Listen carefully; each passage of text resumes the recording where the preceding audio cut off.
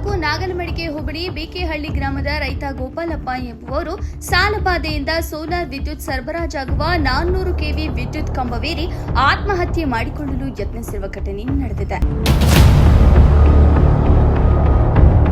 ಗೋಪಾಲಪ್ಪ ಕಳೆದ ವರ್ಷ 6 ಲಕ್ಷ ಸಾಲ ಮಾಡಿ ಕೊಳವೆ ಬಾವಿ ಕೊರೆಸಿದ್ದು, ನಂತರ ಮಕ್ಕಳ ಮದುವೆಗೆ ಸಾಲ ಮಾಡಿಕೊಂಡಿದ್ದು, ಸಾಲಗಾರರ ಕಿರುಕುಳದಿಂದ ಮನನೊಂದು ಮದ್ಯ ಸೇವಿಸಿ ಬಿಕೆಹಳ್ಳಿ ಗ್ರಾಮದ ಹೊರವಲಯದಲ್ಲಿ ಹಾದು ಹೋಗಿರುವ ಸೋಲಾರ್ ವಿದ್ಯುತ್ ಸರಬರಾಜಾಗುವ ಹೈಟೆನ್ಷನ್ 400 ಕೆವಿ ಕಂಬ ಹತ್ತಿ ಆತ್ಮಹತ್ಯೆ ಮಾಡಿಕೊಳ್ಳಲು ಯತ್ನಿಸಿ ಹೈ ಡ್ರಾಮಾ ಸೃಷ್ಟಿಸಿದ.